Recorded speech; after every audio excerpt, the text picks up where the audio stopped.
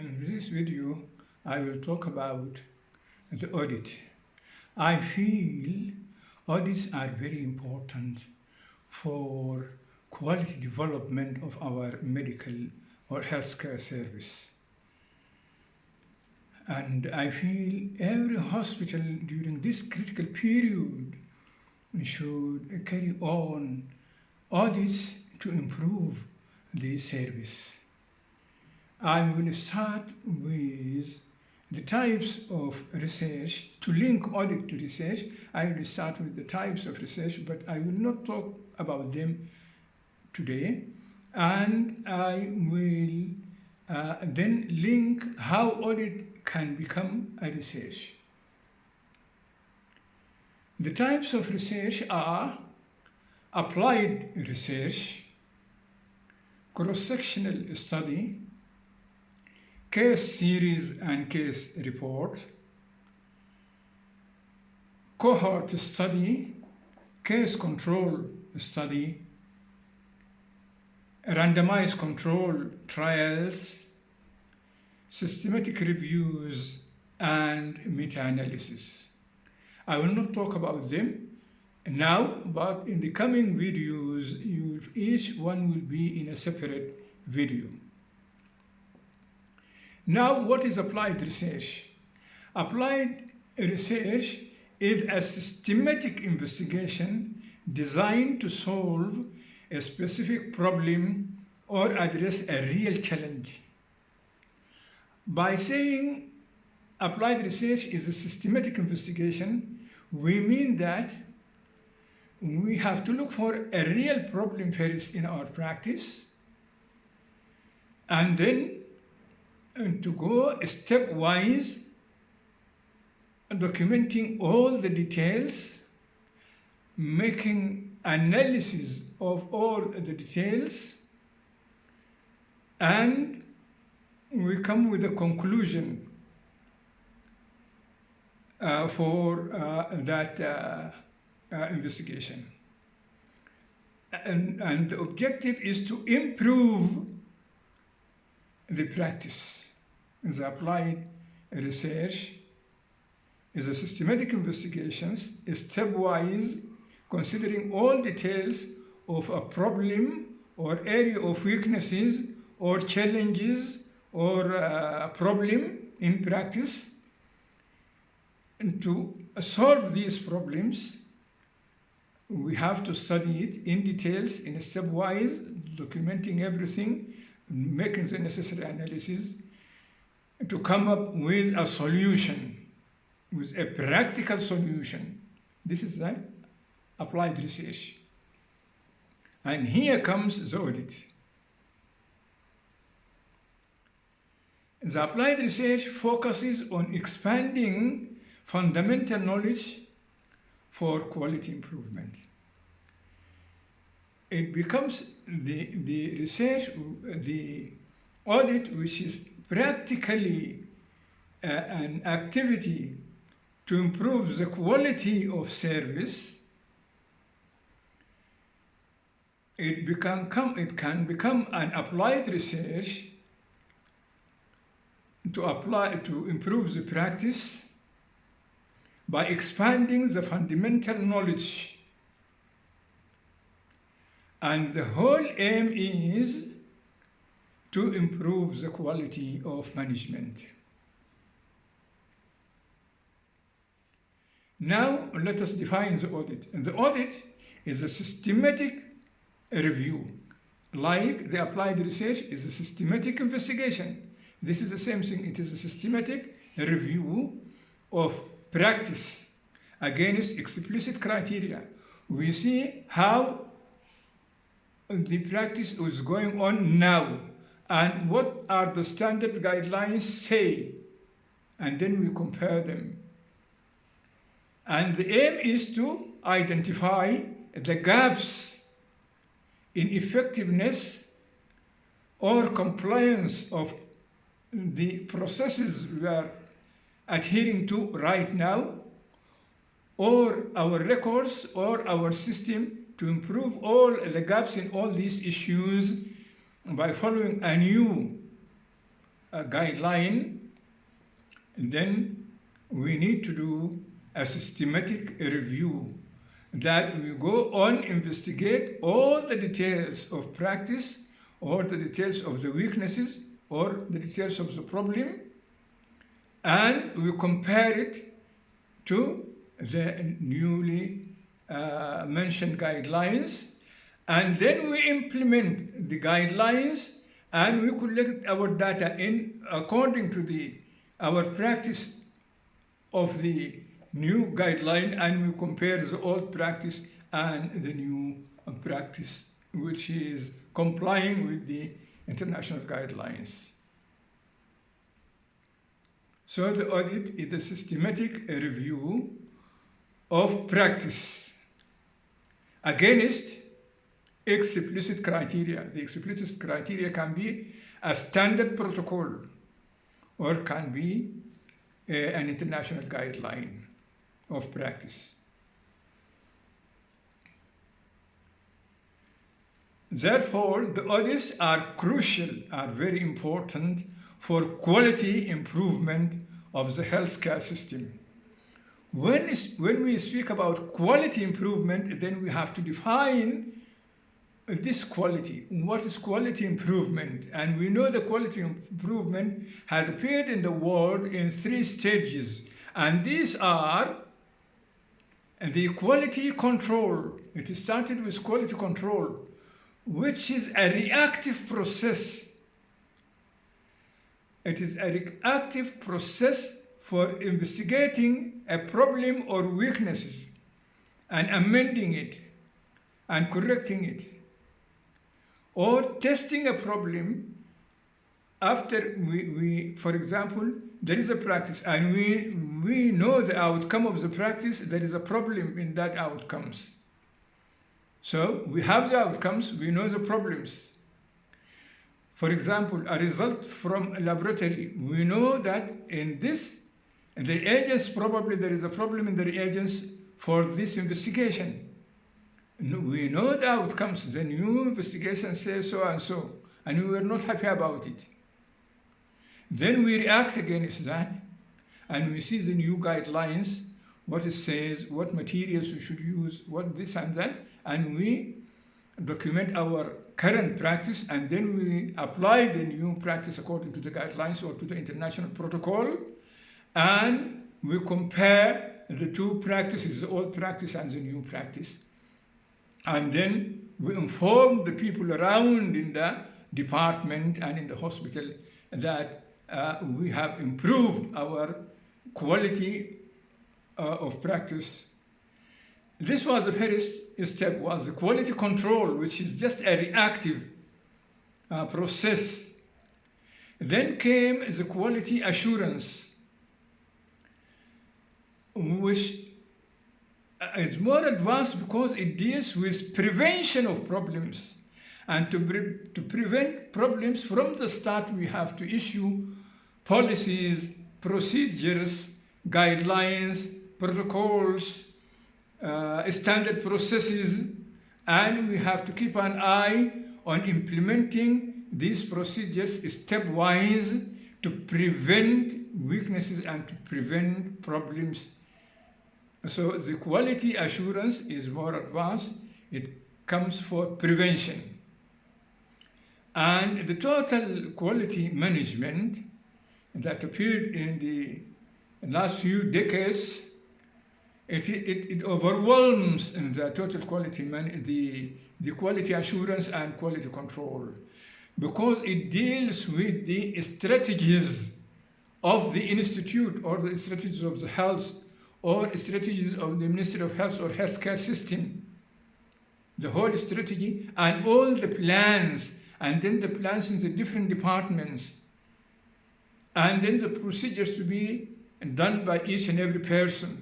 So it is more details, it is overwhelming, and it does not involve only the healthcare providers. It involves also the customers, who are the patients and some representatives of the community, to get satisfied from the healthcare system service.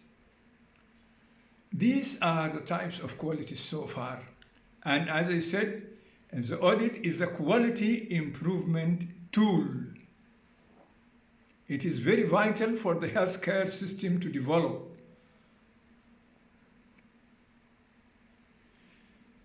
The audit is problem-oriented. It focuses on problems and apply evidence-based corrections from guidelines, from standard protocols. And it imply also comparative analysis of outcomes using systematic methodology, documenting all details stepwise of the old practice and the newly applied practice according to the guidelines and protocols. And we do a comparative analysis for that to reach a quality improvement outcomes by disseminating the outcomes of the audit into the concerned people in the department or in the hospital or in the healthcare service. So it should be done in a stepwise manner.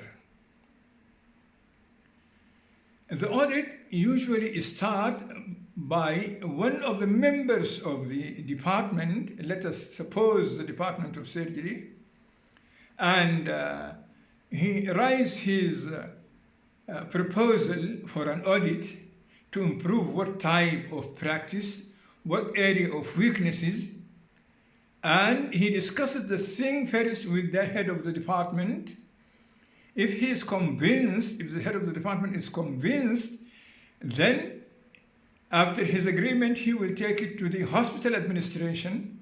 The hospital administration will agree and will give the audit an audit number, because the hospital should also document all the audits done in that hospital for the quality improvement of the hospital. After that, the thing is he has to spread the news to the colleagues in the department that our current practice weaknesses are 1, 2, 3, and to improve them we are going to, we suggested to improve the standard protocol saying to do 1, 2, and 3 new things, or to follow the guidelines, international guidelines. And after convincing the colleagues, he needs to collect all the old data of practice, the details, the variables of the old practice, and to implement, to encourage people in the department to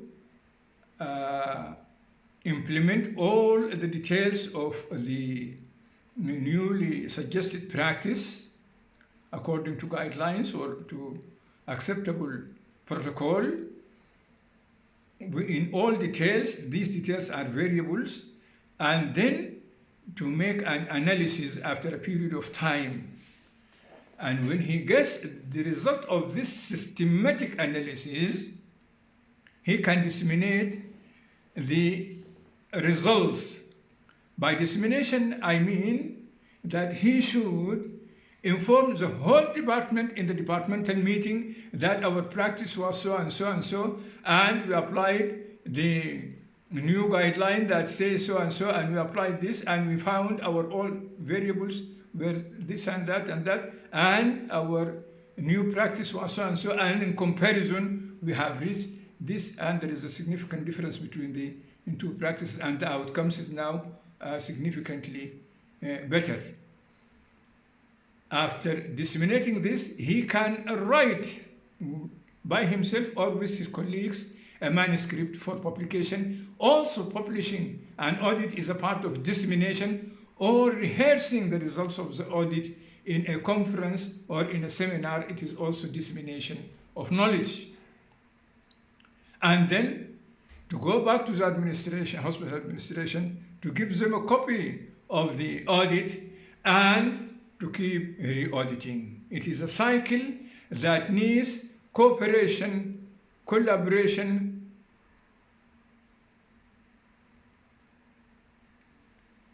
and solidarity. the audit cycle in details. It contains about 6 or 7 steps. We have to identify a problem. We have to identify an issue or an area of weaknesses in practice or in any process. And then we have to collect the existing data.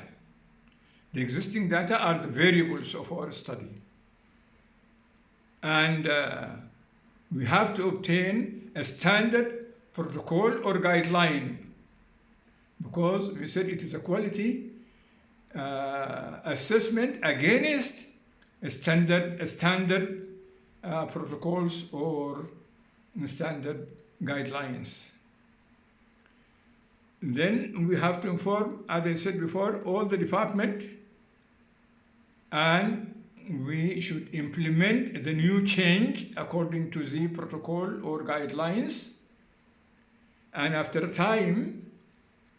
period of time, we should do a comparative analysis, systematic analysis of the old and newly applied practice to see the difference in performance when we apply the new standards. And when we get that stage, we have to disseminate, as I said before, our findings to the departmental clinical meetings, to seminars, conferences, and in publications. And after that, again, to audit and re-audit and re-audit, and it keeps on as a cycle for quality improvement of the service provided by the department. It is crucial for development. So the audit cycle involves a retrospective phase, evaluation of that retrospective phase, and then prospective phase in which we apply a new protocol or guideline, and then a re-evaluation of the comparative data between the old and new system, and after that dissemination. The audit can be part of a quasi-experimental research. Why quasi-experimental research? Because there is no randomization. We have an old group A, old practice, and then group B, the new practice, or the old limb or first limb in the old practice, and the second limb of the study in the newly applied practice according to the guidelines. So there is no randomization, although it is an interventional study. It is an interventional study, but because there is no randomization, we say it is a quasi, it looks like experimental. It looks like experimental study. It is a quasi-experimental research. There is an intervention. The intervention by new guidelines or by new protocols. And the rest is just a descriptive study of the data. So partly interventional, partly descriptive, but no randomization. It is a quasi-experimental study. Now I will give around about 6 examples in quality improvement. Quality improvement, to improve the quality of our service. And I hope some of our registrars will take part of these proposals and work on it to improve the services in the departments of surgery in some hospitals. The first example is causes and consequences of operation room delays during Sudan War. A cross-sectional study of time management. This is a title. I think it is a good title. It is concise and it tells us the problem, which is causes and consequences of delays, and the place, the operation room, where this research will be conducted. And the time is the amid Sudan War or during Sudan War. And the concept is the Sudan War, in which we know there are a lot of problems that delays introduction of patients to the operation room, like reduce supply chain for anesthesia. And we know a lot of cases had been operated with the spinal anesthesia and local anesthesia because of reduction in the chain supply of the general anesthesia, and probably in the personnel and consultants of anesthesia as well. And problems also in supplies for the laboratory investigations, and problems in OR supplies as well, and probably delays of blood products when some patients need blood during surgery. Lots of factors can contribute. Probably sometimes the material we use for sterilization might not be sufficient or might not be available. All these will lead to some delay, and probably the important members of the family has been displaced to give the consent, and the patient is underage. So lots of problem for delays. We have to find out a lot of variables that need, and these patients might come also cachectic because of poor nutrition. People are living on very poor diet from a takaya. It is just something lentils and some very poor diet, and lots of problems anyhow.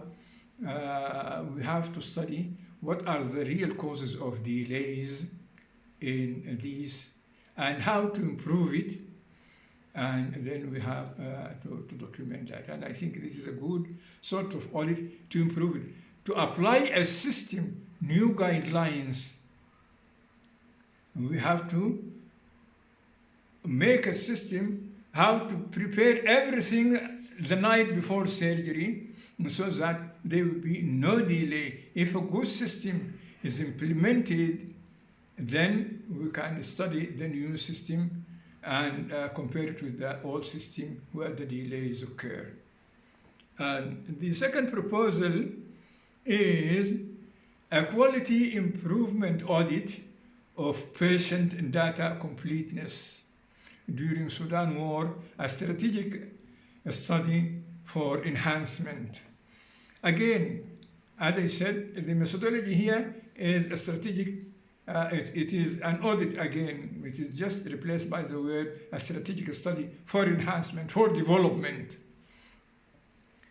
Quality improvement audit of patients' data. We know now the subject of the study is the patient data. The patient data can come from the answers when we are taking history, the patient answers when we take the history. This should be kept written meticulously and in details. And when we examine in the physical examinations, all the details of physical examination should be as well written in details. And the result of investigation should be written in the file in details. All this will help the hospital and will help the future doctors when they come to do a research, they will find complete patient data. I think this is very important. And the issue probably is multiplied during wartime. I think this needs to be studied. What are the causes of weaknesses in completing the patient's data? Is it work overload for junior doctors? Is it feeling of superiority of the consultants that they do not write their notes when they see patients? Is it a sort of, I don't want to say negligence, but some sort of ignorance? The ignorance of importance of completing these data, or at least part of the data. Maybe some doctors, they write only the very important areas in the history and very important areas in the patient. Patient is complaining of abdominal pain and distension and vomiting, and this it looks like intestinal obstruction, and immediately he will go back in the physical examination, abdomen was distended, and so he neglects the vital signs and he neglects lots of things. I think data completeness and a copy of the investigation should be written on the file of the patient. Why it is not written? And we know patients pay for their investigations, and some patients take these investigations home or some of their relatives might take it. And even some of the files might be taken by some relatives to the laboratory or to the pharmacy and so on. I think there is a problem in completing these data. It needs to be studied as a quality improvement audit. See our practice now, and then write a plan, write a protocol for completing patients' data strictly, and follow it strictly for a period of 2 months or 3 months, and then analyze the old practice and the new practice, see the differences between the two practices, where they meet together, where they are completely opposite to each other, and how we improve, and this will lead to a strategic enhancement of our practice. Then, of course, the results should be disseminated to the members of the department, to the hospital, and can be published as well. The third example is maintaining patients' confidentiality during Sudan war and audit-based approach.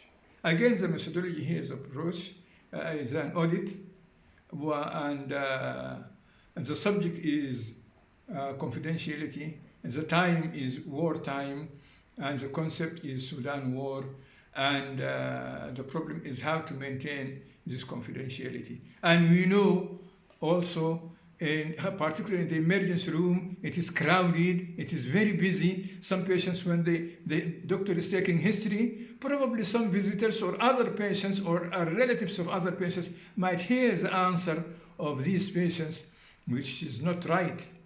And when the doctor writes the notes, he should make sure that it will be kept safe, not to be seen by anybody. And when he examines the patients, he should make sure that the patient parts of his or her body will not be seen by other people. I think this is all important issue in practice for quality improvement. And after that, they can adopt in the hospital, a new protocol, whatever the ER is crowded, a protocol, and compare and practice the protocol for 2-3 months meticulously, and then compare the old practice and the new practice, make a systematic, detailed analysis, and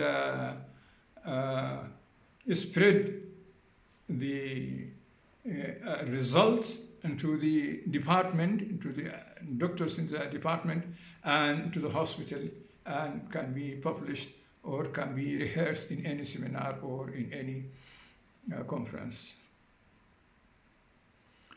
The fourth example is adherence to safety checklist in operation room, or in the recovery room, or in the surgical ward, or in the ambulance while transferring patient from one place to another place. So this title can work for four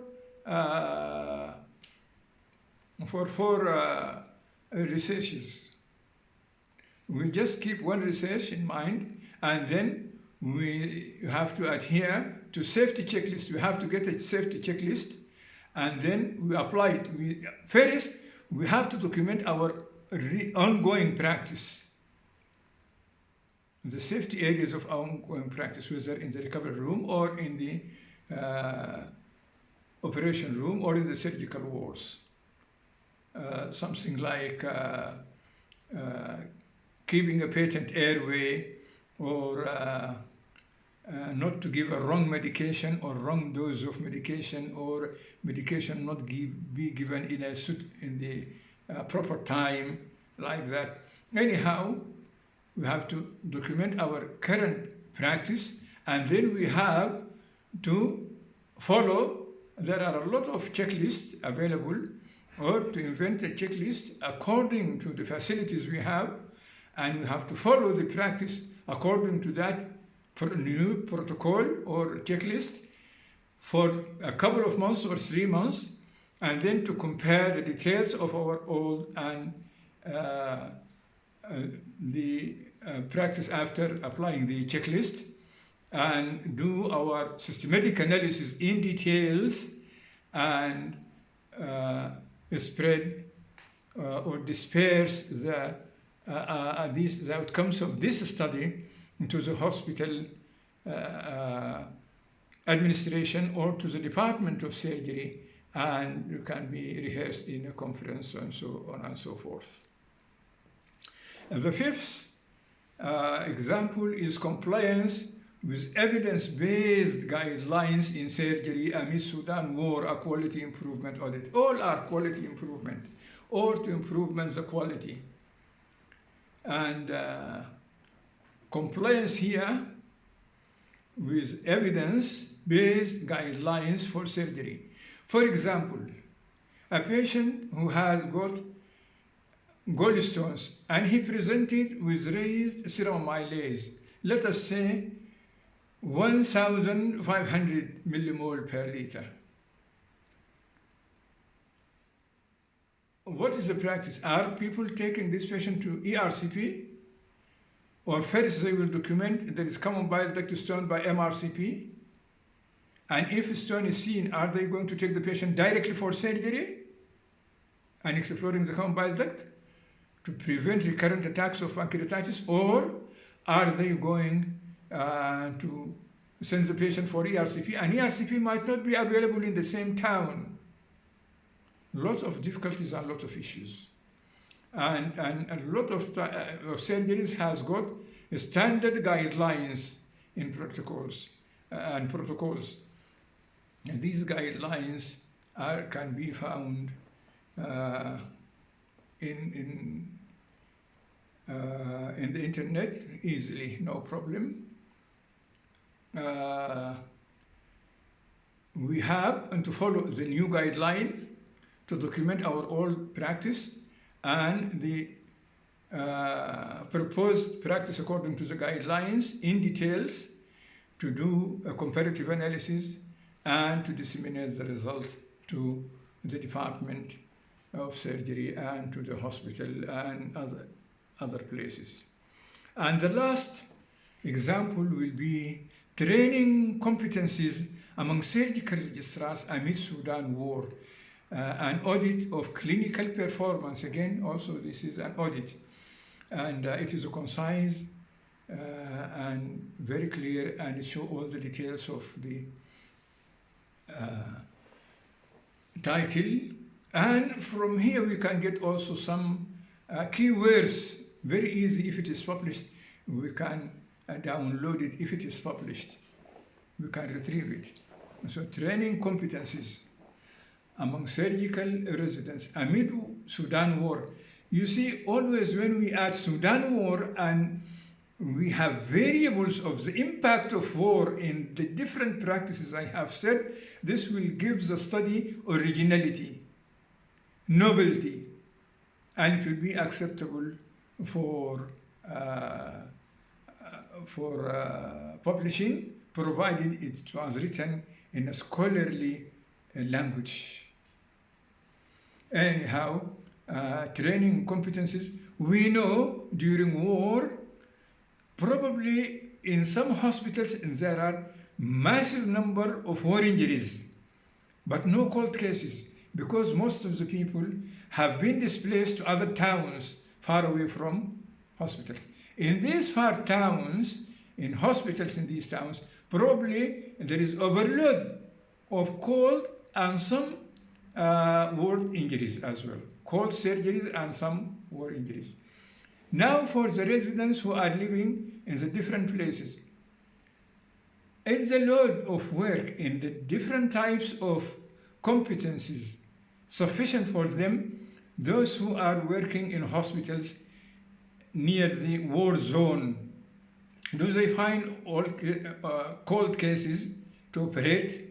Is the load of cold cases enough for them? Do we need to apply some sort of simulation training for them in cold surgery?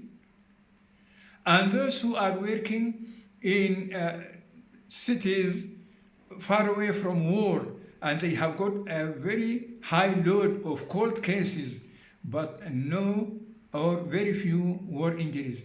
Do we need to introduce to them some sort of simulation training for injuries and life-saving procedures and these things? Do we need to do that? I think a lot of variables can be obtained. First, one has to look at the current situation. What is the workload?